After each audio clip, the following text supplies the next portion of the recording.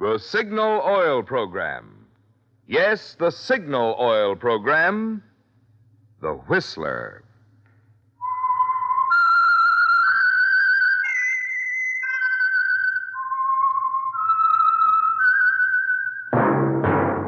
That whistle is your signal for the Signal Oil Program, The Whistler.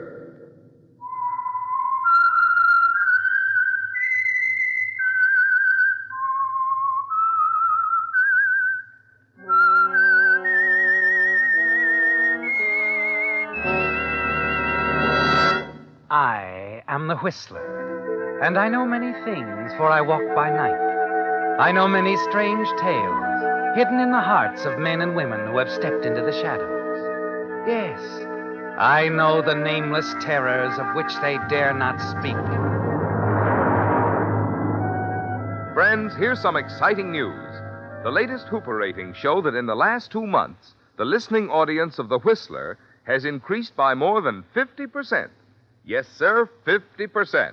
And even before this increase, The Whistler was rated tops in popularity for a longer period of time than any other West Coast program in radio history. What do we at Signal Oil think about this?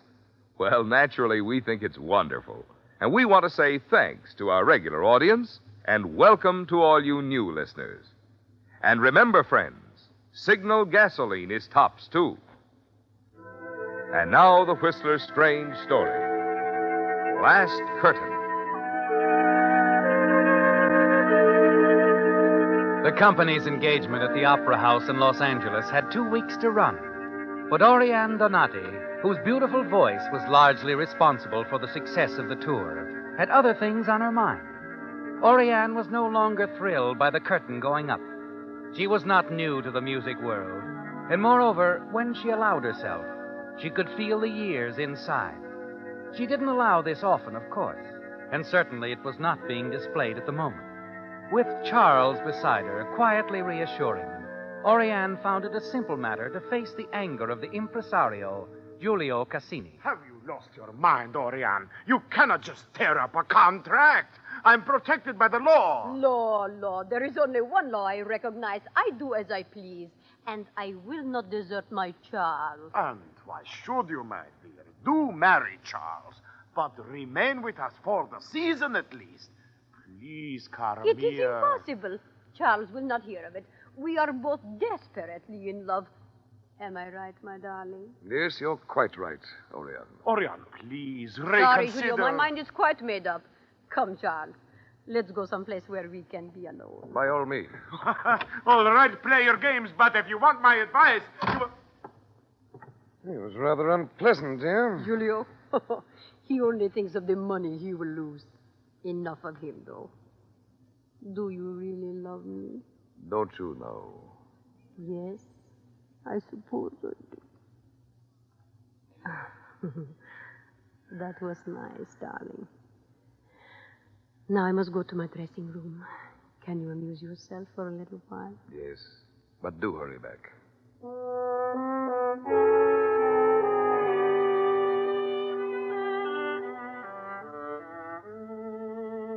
Yes, Oriane, at this point in your career, in your life, the most important thing is Charles and your love for him.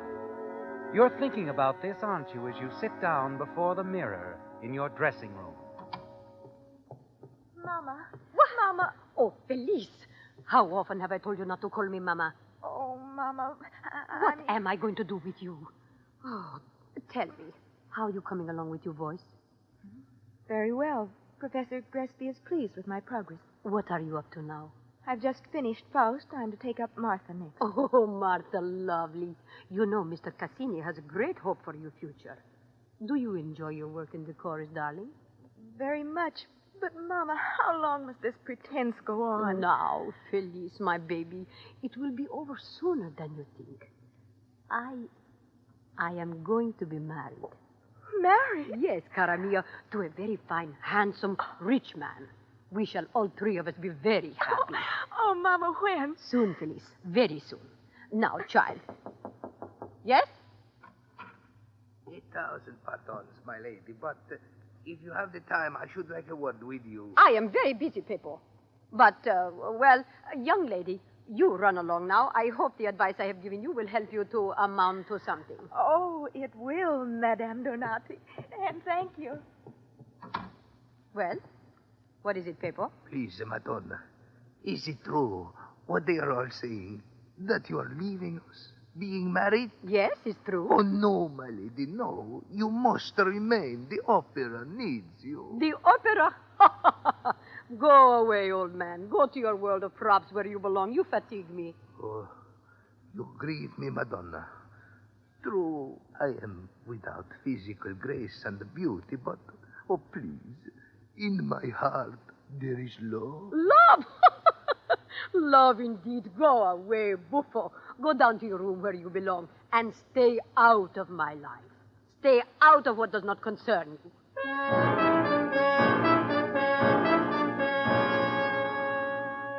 Peppo doesn't really annoy you, does he, Oriane? He only amuses you. But you're genuinely disturbed about your daughter Felice, because you haven't mentioned her to Charles, have you? Somehow the opportunity has never been right. But you know there'll be plenty of time for that after you're married. And his love for you will make him understand anything. The following morning, Giulio sends for you, and he seems in a strangely happy mood when you enter his office. Oriane, come in, come in. Where are the papers? Canceling my contract? On the desk, my dear. There's 6 copies. The sooner you sign them, the sooner you can start preparing for the great day. You do not want me to perform tomorrow night? Oh, not necessary at all, cara mia. Now, if you just sign the papers... Julio. Yes? Tell me, how is it that this morning you seem so agreeable? Only yesterday you were tearing out your hair, shouting you were ruined. I have had a change of heart. I know about love. I know it cannot wait. I thought it over. After all, who am I to oppose Cupid, huh? Julio, you are lying. What has happened? All right, you ask. This morning, Madame Brock signed with us. Kitty Brock? You signed her before you cancel my contract? Yes, now here are the papers, 6 copies, sign at the bottom. I sign nothing. Good day, Julio. Wait, Oriane, we must discuss this, please. There is nothing to discuss.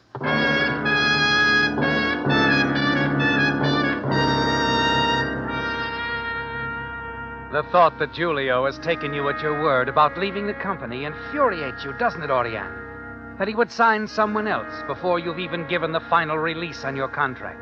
And of all people for him to choose, Kitty Brock, a woman you've never liked. Since you refused to cancel your contract, you continue to sing your roles. Then a few days later, you learn even more about Kitty.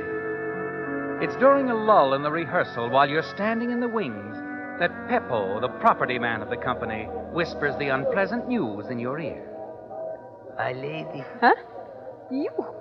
What are you doing sneaking about? I would like to tell you how pleased I am that you remain with the opera after all. Oh, go away, Peppo. No, it is a wise decision you make, Madonna.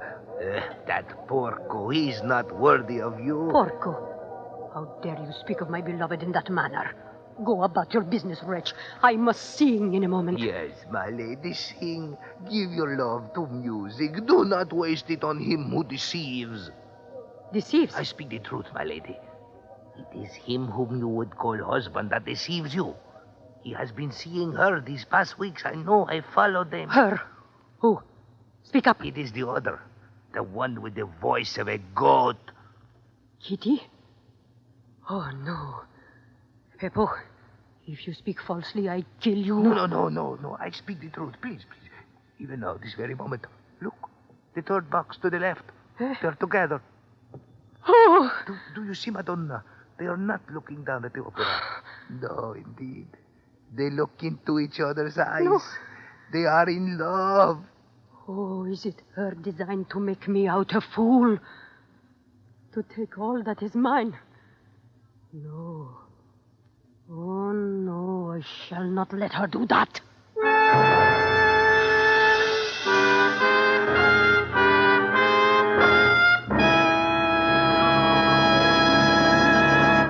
With the prologue of Last Curtain, the Signal Oil Company brings you another strange story by The Whistler. But just for a moment, let's suppose this were a quiz show, and you were asked what gasoline is known as the Go Farther gasoline. What would your answer be? Well, if you've lived out west any length of time, you know that from Canada to Mexico, Signal is famous as the Go Farther gasoline. Now, naturally, we're mighty proud of Signal's good mileage, but even more so, we're proud of what makes such mileage possible. The extra efficiency today's Signal gasoline coaxes from your motor. Because when your motor runs more efficiently, you also enjoy quicker starting, faster pickup, and smoother power, the things that make driving more fun. That's why folks who want superior performance, as well as those who insist on mileage, are both switching to Signal. They've discovered that to get the tops in gasoline quality, there are just two things to remember. One, in gasoline, it takes extra quality to go farther.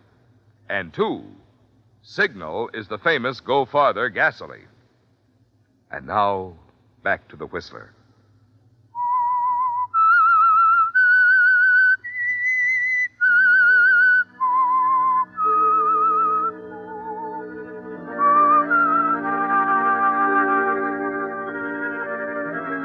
The worst has happened, hasn't it, Oriane? Charles and Kitty. The shock of it keeps you confined to your hotel rooms all the next day. And the evening's performance goes badly. And the day after that brings angry words between you and Julio when he tells you that Kitty Brock is going to sing your role tonight, regardless of your contract. Later, the odd, strangely devoted little Peppo comes to your dressing room. My lady. Peppo, please, let me be. Madonna, I beg of you, listen to what I have to say. Oh. Look, after tonight, Madame Brock will bother you no longer. What are you saying, Peppo? In the room where I keep my props, there is a mirror. A mirror especially created for the use of Madame Cazzana. A mirror? Yes, but such a mirror. And so practical.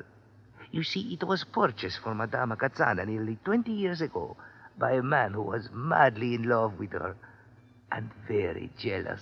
Oh, come now. You're speaking in riddles, old man. Explain yourself. Well, the mirror, the glass, was treated in such a way that a high-pitched trill or vibrato would instantly explode it in one's face. A just reward for vanity, Madonna, would you not agree? Eh? Especially if one is accustomed to singing into one's mirror, like the good Faust Margherita. How is that you have come to possess this mirror? Madame Cazzana was in love with another, so she gave the mirror to me. You're dreaming, old man. If you were telling me the truth, you could not know of the mirror's treatment. Cazzana herself did not know. But I do know. The jealous lover told me. When Cazzana sang Margherita and the mirror did not explode, the man came to see why. When I told him I had the mirror, he begged me to give it back for fear some innocent one would be hurt. But you kept the mirror? Yes. I was certain that someday it would serve its purpose. Oh, get out of here, Peppo. So, this then is my reward for offering you happiness. I told you to leave, Peppo. Very well, my fine lady. But the next time, you will come to me. Really? You think no, Madonna? I shall be waiting for you downstairs in my room with my props where I belong, where all the ugly things are kept.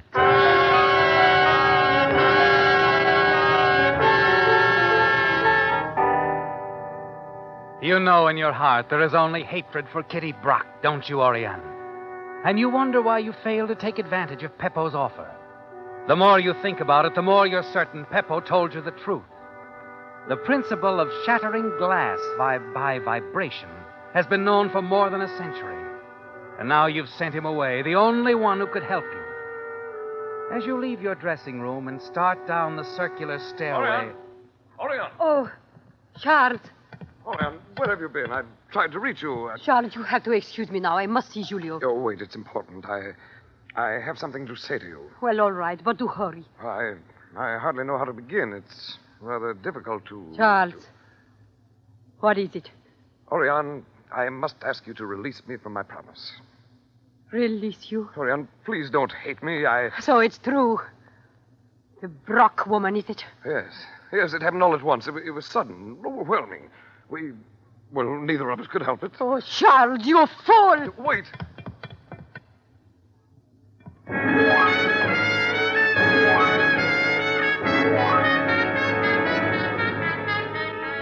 It's finally happened, hasn't it, Oriane? You've lost everything. Though you're still under contract, Giulio has replaced you in the company. And now Charles has rejected you. You walk backstage behind the lofty proscenium as though lost in a dream.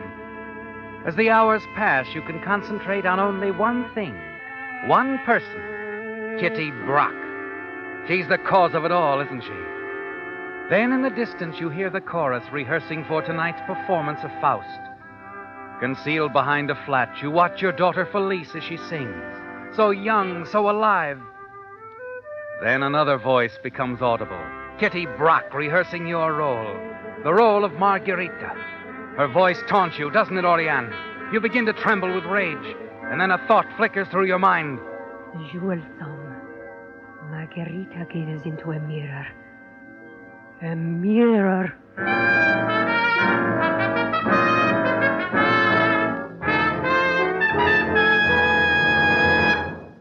The hatred you feel for Kitty Brock swells within you. You turn, rush downstairs to the property room. It's the first time you've been below the opera house. You find the air damp, faded. And as you walk along the dark corridor, you see a dim light at the far end, and you hear Peppo. Peppo! Peppo! Oh. It is the fine lady come to visit Beppo, huh? What an honor you accord me. Peppo, I am in need of your help.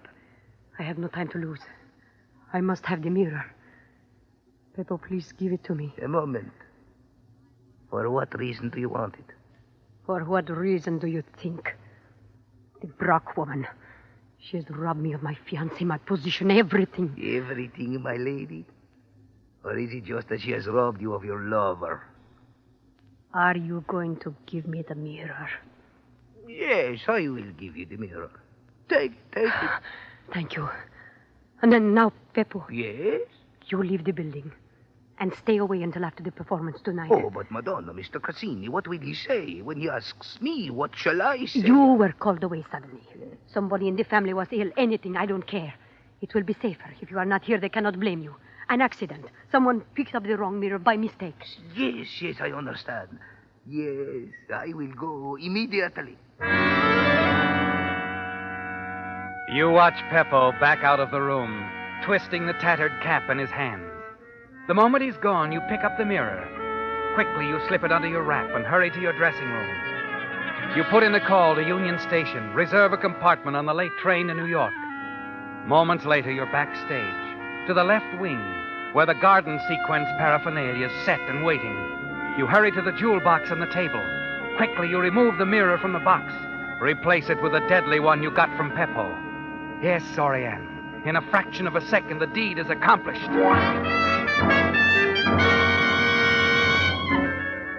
Back at your apartment, you spend the rest of the afternoon packing for your trip to New York. Then shortly before 6 that evening, you hurry from the building. Your train doesn't leave till 9:40, and you decide to have dinner at a quaint little Italian restaurant not far from Union Station. As you approach the waiting cab, the driver opens the door for you. Orion, wait! You turn, see Giulio Cassini hurrying down the street toward you. Hurry, driver. The Fior d'Italia restaurant, Commercial Street. Orion, wait! Wait, Orion!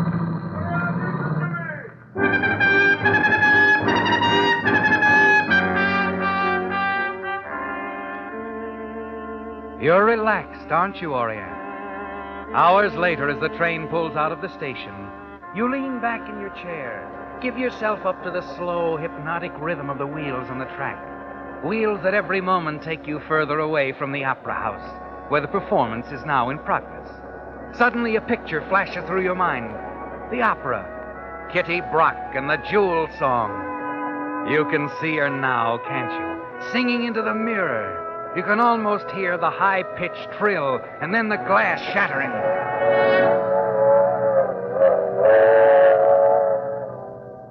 It is too bad, Madame Brock, that your first performance with this company shall be your last.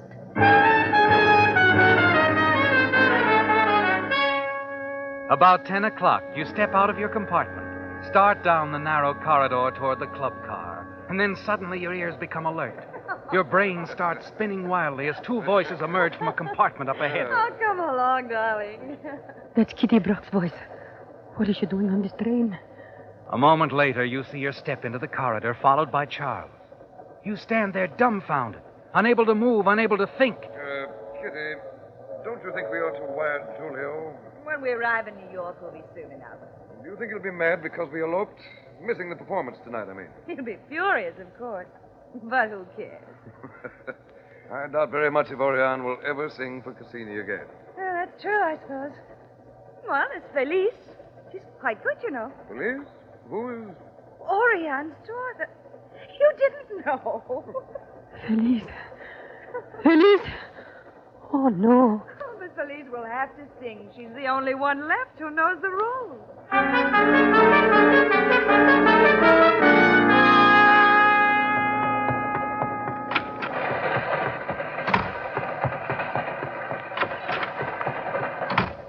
Conductor.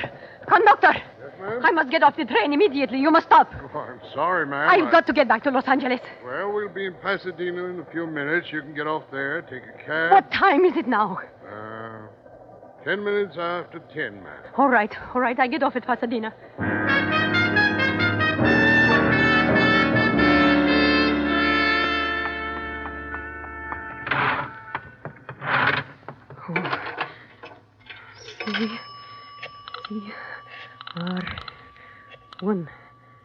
CR1794. Busy. Oh, no. It can't be. It can't. Try operator. Oh.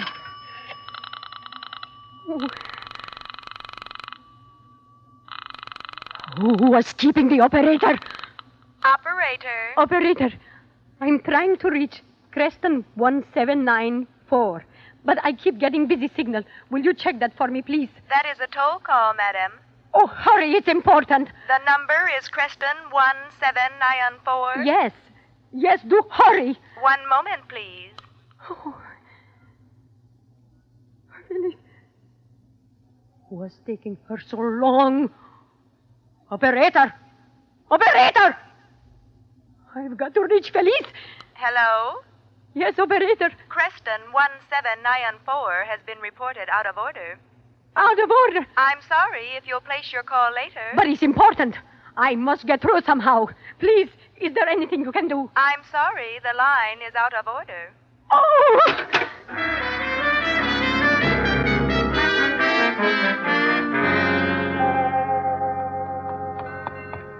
Taxi! Yes, ma'am. The Opera House in Los Angeles. Can you make it in 20 minutes? I've got to be backstage before 10:40. 20 minutes? That's pretty quick, Lenny. Make it quicker if you can. Don't worry about traffic fines. I pay for everything. Please hurry. It's a matter of life and death.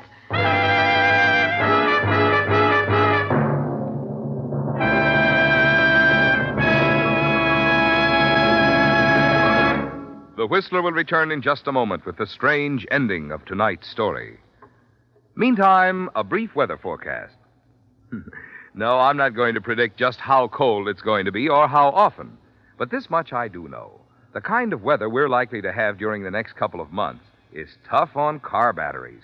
And you can never tell how suddenly you may need a new one. That's why it'll pay every driver to keep these facts in mind about the new Signal Deluxe battery. Unlike ordinary batteries, which may be guaranteed for 12 or 18 months, Signal Deluxe batteries are guaranteed for a full 30 months on a service basis. The secret of this extra long life in Signal Deluxe batteries is their superior construction, which includes improved type rubber separators and a new design all-rubber case, which requires water less often. As a result, Signal Deluxe batteries deliver up to 35% more power for quick, dependable starting. So before you buy any battery, stop by your Signal service station. Find out the liberal trade-in your Signal dealer will offer you on today's finer, longer life battery, a new Signal Deluxe battery. And now, back to the Whistler.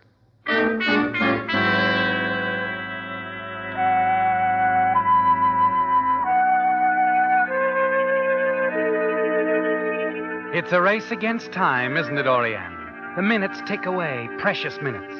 And finally, your cab roars into downtown Los Angeles. You must reach the opera before the jewel song begins, before your daughter Felice, as Margarita, sings into the deadly mirror you had hoped would shatter in Kitty Brock's face. Then, as you're within half a block of the opera house... Driver, what's the matter? Why are you stopping? Sorry, lady, I can't run over the car in front of me. Can't you go around there? Sorry again, that's impossible. All right. Here's your fare. Keep the change. I run the rest of the way. I must get backstage before 10:40. Well, lady, you can't get out here. Be careful.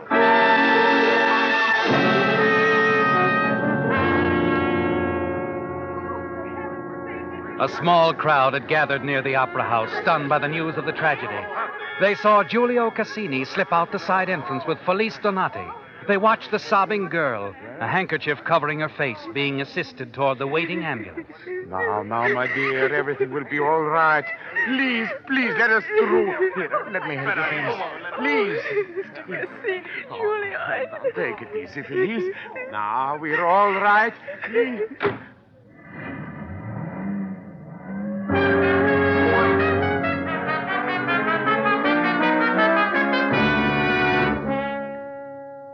Hours later, in the hospital waiting room, Giulio Cassini, hands clasped behind his back, stood by the window staring out into the night.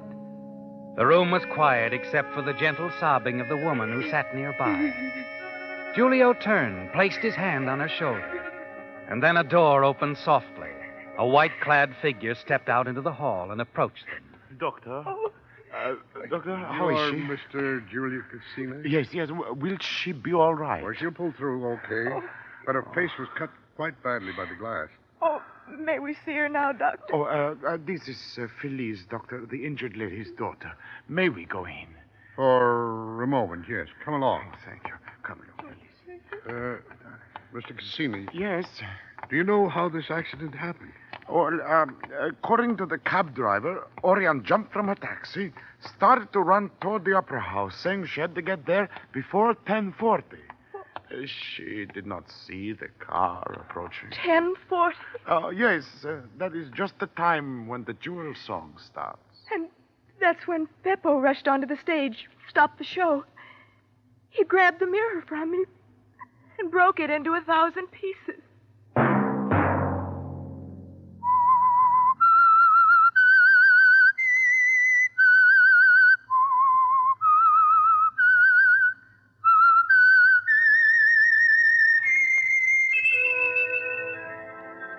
Let that whistle be your signal for the Signal Oil program, The Whistler, each Sunday night at this same time. Brought to you by the Signal Oil Company, marketers of Signal gasoline and motor oil and fine quality automotive accessories. Signal has asked me to remind you, to get the most driving pleasure, drive at sensible speeds, be courteous, and obey traffic regulations. It may save a life, possibly your own.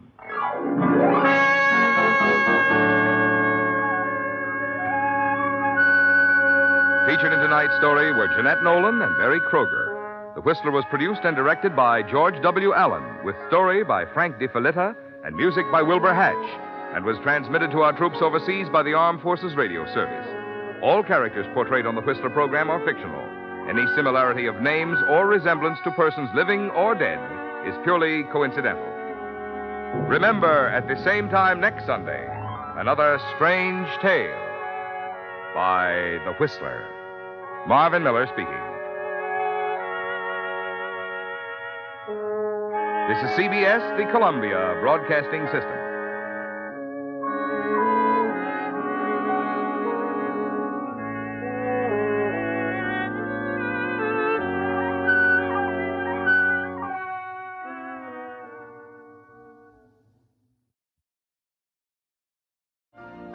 You've been listening to the OTR Gold Network. Find more classic radio at otrgold.com.